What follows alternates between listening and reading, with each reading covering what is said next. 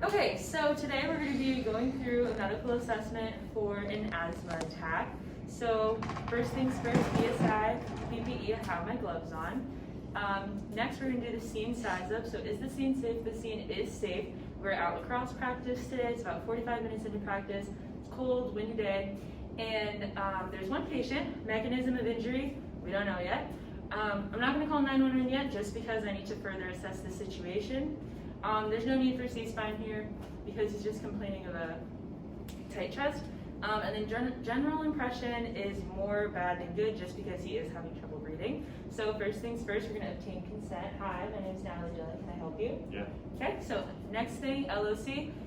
He is COA ×3. He's fully aware of what's going on and where he is. So next thing is chief complaint. What is the issue today? I would say my chest just feels really tight and it's like hard for me to breathe. Okay.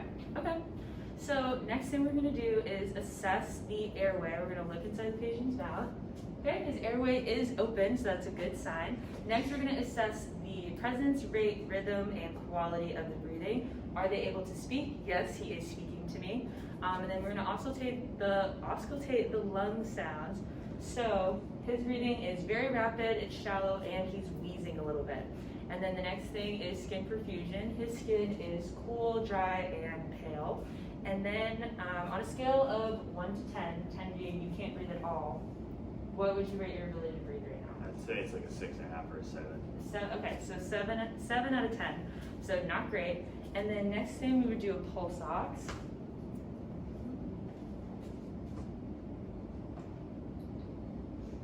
Okay. And then while that's going, we could also do a peak flow meter. Okay. So the other thing we could do here is use our peak flow meter.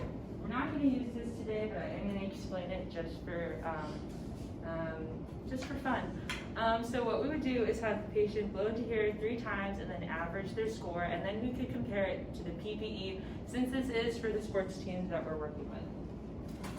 But for time's sake, we don't need to do that today. And then pulse ox was normal at 98%. So moving on, if his breathing continues to be in distress and he's still having trouble breathing and he continues to wheeze, we would call 911 just because we want to make sure that he is safe. And then now we're going to assess the rate, rhythm, and quality of the patient's pulse.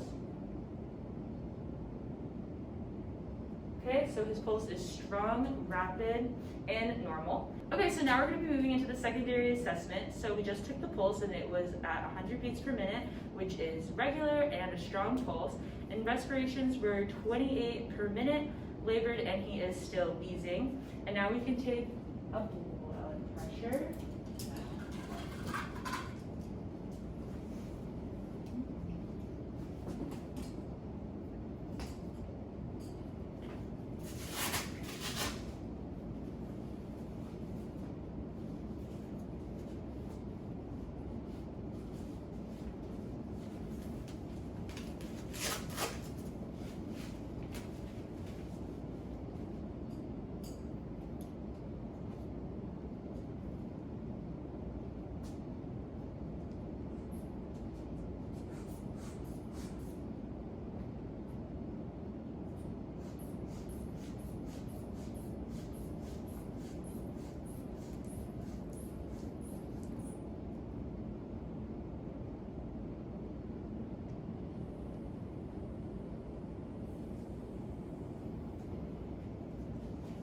Okay, so his blood pressure was 150/80. Okay, and then moving on, we're going to move into the sample history. So, signs and symptoms. Our patient is wheezing, having trouble breathing, and he's leaning forward with his hands on his knees, also known as the tripod position. And he's super anxious, and like we said earlier, his respiratory distress scale is at a 7 out of 10. Do you have any allergies? I think I'm allergic to dust, pollen, and like animal fur. Okay. Are you taking any medications? Yeah, I have an inhaler. I think it's albuterol. Okay. Or Advair maybe. Okay, great. And then any other pertinent past medical history that I should know about? Yeah, I have asthma like when I do exercise. Okay. Okay, so exercise-induced asthma. And then when was your last meal? It changed like an hour ago. I had some grilled cheese, some soup, chips, and then couple cups of Gatorade. Okay. And then, do you remember the events leading up to when you started feeling like this? Coach made us do some sprints, and it's just like wicked cold, and I don't know, my chest just got really tight, so. Okay. So moving on, now that we've taken our sample history, I would go into the detailed physical exam just to make sure there's no other deformities going on. So you just go from head to toe, and in this case, we have no other deformities going on. So now he did say that he has asthma and that he has an inhaler. Do you have your inhaler with you? Yeah, I got it right here. Oh, okay, great. Do you know how to use your inhaler? No, I don't. Oh, okay. So first thing we're going to want to do is check the inhaler to make sure that it is his inhaler, the medication does belong to him, and that it's not expired. So is your name Jacob Hewitt? Yeah. Okay, great. So the expiration date has not passed, which means we can administer this. And then what we're going to want to do is shake the inhaler for about 10 seconds, remove the cap, and then I'm going to tell the patient to breathe out, and then, well, not yet though, you can wait. And then he's going to breathe out, and then I'm going to have him wrap his mouth around the inhaler, and then breathe in, hold his breath for 10 seconds, and we're going to press the medication through so he has it.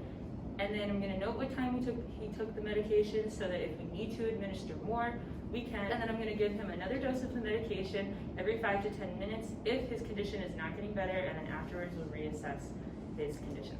Okay, so here we go.